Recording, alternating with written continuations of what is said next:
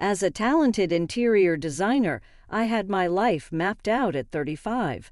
My cozy apartment provided a sanctuary where I could escape the world and simply be myself. Though losing my parents early on wasn't easy, it taught me to be self-reliant. I grew accustomed to the tranquil evenings and the solitude that comes with living alone. Don't get me wrong, I wasn't a recluse. I had a fulfilling social and professional life, but serious relationships weren't on my agenda. One evening, after a demanding day at work, I collapsed onto my sofa and started browsing social media, a mindless habit that helped me unwind. That's when I received a message.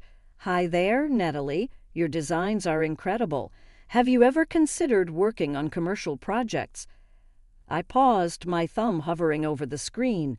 The profile picture showed a charming man with a friendly smile. Jake Thompson, 38, business owner. After a moment's hesitation, I replied, "Thank you, Jake.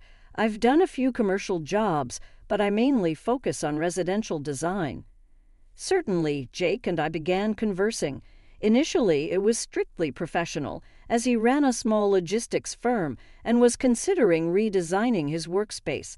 However, over time, our talks broadened to encompass various subjects, from films and literature to cherished local haunts. The exchange flowed naturally, without strain. Then, a week into our digital dialogue, Jake made an unexpected proposal. "Natalie, I've truly relished our chats. Would you be open to meeting up for a coffee? No obligation, but I believe it could be a pleasant experience." I stared at the message, my heart doing a little flip. "Sure, why not? There's a great little cafe near my office. How about Saturday at 2? Saturday rolled around, and I found myself standing in front of my closet, suddenly aware of how much of my wardrobe consisted of work clothes. I settled on a casual sundress, something that said, "I made an effort, but I'm not trying too hard." The cafe was buzzing when I arrived. I scanned the room, my eyes landing on Jake. He was even more handsome in person, with kind eyes and an easy smile. He stood up when he saw me, waving me over. "Natalie, it's great to finally meet you," he said, his voice warm and genuine. "Likewise," I replied, sliding into the seat across from him. "I hope you haven't been waiting long." And just like that, we fell into conversation. Jake was attentive, asking thoughtful questions about my work. He told me about his transportation company, the challenges of managing a fleet of trucks and drivers. Time flew by, and before I knew it, we'd been talking for hours. As we left the cafe, Jake turned to me. "I had a great time, Natalie. Would you like to do this again sometime?" I found myself nodding before I even realized it. "Yeah, I'd like that." Over the next few weeks, Jake and I started seeing each other regularly. Our coffee dates turned into dinners, and soon we were spending most of our free time together. There was something about Jake that made me feel at ease. He was competent without being arrogant, smart without being condescending. As the months passed, our relationship deepened. Jake introduced me to his mother, Sarah, a kind woman in her 60s who had recently suffered a stroke. She lived with Jake in a modest house on the outskirts of town. "Mom, this is Natalie," Jake said, his arm around my waist. Sarah's face lit up. "Oh, Jake's told me so much about you. Come in, come in." Despite her condition, Sarah was warm and welcoming. We spent the afternoon chatting, and I found myself growing fond of her. It was clear that Jake was devoted to his mother, and seeing this softer side of him made me fall for him even more. As we were leaving, Sarah pulled me aside. "You're good for him, Natalie. I haven't seen Jake this happy in years." Her words stayed with me, warming my heart. For the first time in a long time, I felt like I was part of something bigger than myself. Our relationship wasn't without its challenges. Jake's work often kept him busy, and there were times when I felt like I was competing with his company for attention. But he always made time for me, surprising me with lunch dates or leaving sweet notes in my apartment. A year flew by in a whirlwind of love and laughter. On our anniversary, Jake took me to the same cafe where we had our first date. As we finished our meal, he reached across the table and took my hand. "Natalie," he said, his voice trembling slightly, "this past year has been the best of my life. You brought so much joy and love into my world. I can't imagine my life without you." My breath caught in my throat as he got down on one knee, pulling out a small velvet box. "Will you marry me?" Tears welled up in my eyes as I nodded, unable to speak. Jake slipped the ring onto my finger, and the cafe erupted in applause. As we left hand in hand, I couldn't stop staring at the ring. It was beautiful, but more than that, it represented a future I never thought I'd have. We decided to have a small wedding, just close friends and family. Sarah was overjoyed, insisting on helping with the planning despite her health issues. The day of the wedding was perfect.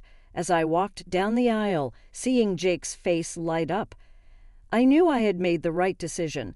We exchanged vows, promising to love and support each other through whatever life threw our way. At the reception, Sarah pulled me aside, her eyes glistening with tears. "Welcome to the family, dear," she said, hugging me tightly. After the wedding, Jake and I decided to move into Sarah's house. It made sense. She needed care, and the house was spacious enough for all of us. I rented out my apartment, packing up my life into cardboard boxes with a mixture of excitement and trepidation. The first few months of marriage were blissful. Jake was attentive and loving, always ready with a kiss or a kind word. Sarah and I grew closer, bonding over our shared love of gardening and cooking. It felt like I had gained not just a husband, but a mother as well. Determined to help Sarah recover from her stroke, I hired a massage therapist and a therapeutic gymnastics coach. The improvements were slow but steady. Within a few months, Sarah was walking normally, even starting to putter around in the garden and cook meals. As for Jake and me, we were in no rush to have children. We both wanted to focus on our careers and enjoy our time together. But as our first wedding anniversary approached, I noticed a subtle shift in Jake's behavior. He started staying late at work more often, citing issues with drivers or last-minute client requests. At first, I didn't think much of it. After all, running a business wasn't easy, and I often worked late hours myself. One Saturday morning, as I was enjoying my coffee and a good book, Jake announced he had to go into the office on the weekend. I asked, surprised. He shrugged, not meeting my eyes. "Yeah, some paperwork I need to catch up on. Don't wait up for me, okay?" As he left, I felt a twinge of unease, but I pushed it aside, focusing instead on my plans for the day. It was Sarah who first voiced her concerns.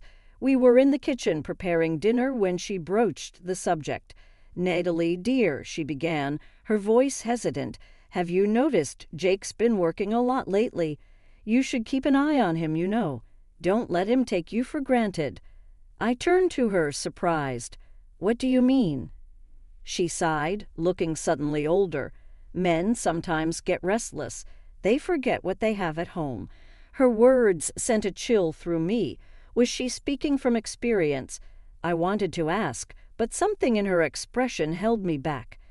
That night, as I lay in bed waiting for Jake to come home, Sarah's words echoed in my mind. For the first time, I allowed myself to consider the possibility that something might be wrong. When Jake finally crawled into bed in the early hours of the morning, I pretended to be asleep. He smelled of cigarette smoke, and was that perfume? My stomach churned, but I kept my eyes closed, my breathing steady. The next morning, I made a decision. I couldn't live with this uncertainty, this growing doubt. I needed to know the truth, whatever it might be. With shaking hands, I picked up my phone and searched for private investigators in our area. It felt wrong, a betrayal of trust, but the alternative, living with this gnawing suspicion, seemed worse. I found a highly rated agency and made an appointment for later that week. As I hung up, I felt a mix of relief and dread. Soon I told myself I would have answers. Whether I would like those answers was another matter entirely. The detective's office was small and cluttered, with files stacked haphazardly on every surface.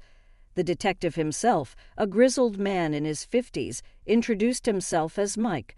I laid out everything: the late nights, the weekend work, the subtle changes in Jake's behavior. As I spoke, I felt a weight lifting off my shoulders. It felt good to voice my fears, to have someone listen without judgment. "All right," Mike said when I finished. "Here's what we'll do. We'll track his movements for a few weeks, see if we can establish a pattern. If he's up to something, we'll find out." 3 weeks later, my phone rang. It was Mike. "Mrs. Thompson, I think you should come to my office. I have some information for you." The drive to his office was a blur. My hand shook as I parked, and I had to take a moment to compose myself before going in. Mike was waiting for me, a thick file on his desk. His expression was grim. "I'm sorry, Mrs. Thompson," he began, and my heart sank. "But your suspicions were correct. Your husband has been unfaithful." He pushed the file towards me. With trembling hands, I opened it. Inside were photos, text messages, hotel receipts, evidence of not one affair, but several. Jake had been seeing multiple women, juggling them with what appeared to be a carefully planned schedule. "He's been meeting them at various hotels," Mike explained gently, "always on different days of the week. It seems he's been doing this for quite some time." I stared at the photos, unable to process what I was seeing. There was Jake, my Jake, with his arm around a blonde woman I'd never seen before. Another showed him kissing a redhead outside a restaurant. My stomach churned. I left Mike's office in a daze, the file clutched to my chest as I drove home. Tears blurred my vision. How could Jake do this to me, to us? What about our vows, our promises? When I pulled into our driveway, I saw that Jake's car wasn't there. Of course not. It was Thursday, according to Mike's report. That was his night with the blonde. Sarah was in the living room when I came in. One look at my face and she knew. "Oh, Natalie," she said softly, "what happened?" I couldn't hold it in anymore. I collapsed onto the couch next to her and told her everything, my suspicions, hiring the detective, what I'd learned. Sarah reached out gently, taking the file from my hands and setting it aside. Her eyes, filled with a mixture of concern and determination, met mine. "You need to rest, dear. You can't make any decisions in this state. A clear mind is what you need now." I nodded numbly, allowing her to guide me to my feet and towards the stairs. As I climbed each step, I felt as though I was moving through molasses, my body heavy with the burden of my newfound knowledge. "We'll talk more tomorrow," Sarah promised as she saw me to my room. "Try to get some sleep." Sleep, however, proved elusive. I tossed and turned all night, my mind replaying every moment of my marriage, searching for clues I might have missed. When dawn finally broke, I gave up on rest and got ready for work. Work was a blur. I moved through the day on autopilot, my colleagues' concerned glances bouncing off the protective shell I built around myself. As the office emptied out for the evening, I remained at my desk, unable to face the thought of going home. It was dark by the time I finally left. The streets were quiet as I made my way back to the house. As I turned onto our street, a strange sight greeted me. The garage door was wide open, and I could hear the rumble of an engine. Suddenly, Sarah came tearing out of the garage in Jake's pickup truck, the tires screeching as she swerved onto the street. My heart leaped into my throat as she barreled towards me, but at the last moment, she slammed on the brakes. "Natalie," she shouted, her voice sharp with urgency. "Get in the car now." Bewildered and alarmed by the wild look in her eyes, I scrambled into the passenger seat without question. No sooner had I closed the door than Sarah floored the accelerator, the truck lurching forward with a roar. In the rearview mirror, I saw Jake burst out of the house, his face contorted with rage. He ran after us, shouting and cursing, but Sarah didn't slow down. We tore down the street, leaving him behind. I turned to Sarah, my heart pounding. "What's going on?" I demanded, but the words died in my throat when I saw her expression. She looked terrified, her knuckles white as she gripped the steering wheel. We drove in intense silence for what felt like hours, but was probably only about 30 minutes. I didn't dare speak, afraid of breaking Sarah's concentration as she navigated the darkening roads. Finally, Sarah pulled into the parking lot of a roadside diner. She scanned the area carefully before killing the engine, her body still tense. "Come on," she said, her voice low and urgent. "We need to talk inside." In the diner, we slid into a booth in the far corner. Sarah ordered coffee for both of us, her eyes constantly darting to the door. When the waitress left, Sarah leaned across the table, speaking in a hushed, frantic whisper. "Natalie, listen to me carefully. We're in danger. An hour ago, I overheard Jake on the phone. He was talking about getting rid of us, Natalie. Both of us." I stared at her in shock, my mind reeling from her words. The idea that Jake could be planning to get rid of us seemed too outlandish to be true. Sarah must have sensed my disbelief because her expression shifted from fear to determination. "You don't believe me," she said, not as a question, but as a statement. Without waiting for my response, she reached into her purse and pulled out Jake's phone. "I found this in his car when I was leaving. Look for yourself." Together, Sarah and I huddled over the small screen, scrolling through Jake's messages. My heart sank as we came across a conversation with someone labeled Ninja Director. As we read, the truth of Sarah's words became clearer. Jake wasn't planning to kill us, but his intentions were far from innocent. He was in talks with the director of a state nursing home, discussing ways to have Sarah declared incapacitated and admitted against her will. "Oh my God," I whispered, quickly searching for reviews of the nursing home. What I found made my blood run cold: neglect, abuse, unsanitary conditions. The stories were nightmarish. I looked up at Sarah, who seemed relieved, but as I read her some of the worst accounts, her relief turned to anger. "That's not living," she spat. "It's a slow death. It might as well be murder." But Jake's betrayal didn't end there. As we continued to scroll, we found messages to multiple women, his mistresses. The sheer number was staggering, but what hurt the most were his words about me. "Once Mom's out of the way, I'll leave Natalie," one message read. "I'm tired of playing house. I want my freedom." I felt sick, but forced myself to keep reading, copying the messages to my email as evidence. Sarah and I sat in disgusted silence, the weight of Jake's betrayal hanging heavy between us. Finally, Sarah spoke, her voice thick with emotion. "I should have seen this coming," she said. "Jake's father, he cheated on me too, for years. He even had another family, 2 kids I didn't know about until it was too late." My jaw dropped. "Sarah, I had no idea." She nodded sadly. "I turned a blind eye to it all. I loved him and I was afraid he'd leave us if I confronted him. I hoped Jake would be different, that seeing his father's mistakes would make him a better man." Sarah's eyes filled with tears. "But he's been this way since he was young, always charming, always with a new girl on his arm. I lost count of how many hearts he broke. When he married you, Natalie, I thought he'd finally grown up.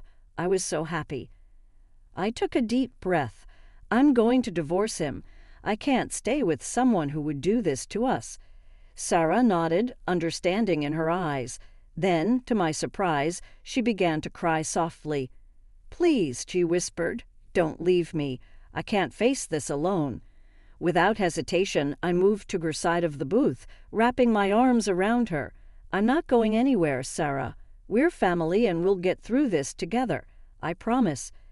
As Sarah and I sat in the diner booth, emotionally drained from our discoveries, I felt a weight pressing on my chest. There was one more piece of news I needed to share, something that complicated our situation even further. "Sarah," I began, my voice barely above a whisper, "there's something else you should know." I took a deep breath, steeling myself. "I'm pregnant. I found out just this morning at work. I don't know what to do." Sarah's expression hardened, a fierce determination replacing her initial shock. "I'll tell you what we're going to do," she said, her voice strong and resolute. "We're going to fight back." Jake doesn't get to destroy our lives and walk away unscathed. It's time we took control. We paid for our coffee and headed back to the truck. The drive home was tense but filled with a sense of purpose. As we pulled into the driveway, I saw Jake's car parked haphazardly, a clear sign of his agitated state. Taking a deep breath, Sarah and I entered the house. Jake was pacing in the living room, his face contorted with rage. As soon as he saw us, he exploded. "Mom, what the hell were you thinking? Taking off with my truck and my phone? Have you lost your mind?" Before Sarah could respond, I stepped forward, my heart pounding but my resolve firm. I held up the file from the private investigator. "Jake, we need to talk." His eyes darted from me to the file, realization dawning on his face. For a moment, he looked panicked, but then his expression smoothed into one of cool indifference. "So you know," he said, his voice eerily calm. "What are you going to do about it?" "Divorce me," he said, surprised by the steadiness of my own voice. "Yes," I said firmly, "I want a divorce." To my shock, Jake laughed. "Come on, Natalie, you're overreacting. So I had a few flings. It doesn't mean anything. You're not enough for me, but we can make this work. You can stay, be a good wife, and I'll be discreet with my extracurricular activities." I felt a surge of anger and disgust. "You must be joking. I don't need a liar like you in my life, Jake. We're done." Jake's face darkened. He pointed to the door, his voice low and menacing. "Fine. Get out. This is my house, and I want you gone." Before I could respond, Sarah stepped forward, her chin raised defiantly. "Actually, Jake, this is my house. I own it, and I decide who stays and who goes." She took a deep breath. "And I'm telling you to leave now." Jake's jaw dropped, disbelief written all over his face. "Mom, what are you saying? I'm your son, and Natalie, she's nothing to you." Sarah's grip on my hand tightened. "You're wrong, Jake. Natalie is like a daughter to me. She's family."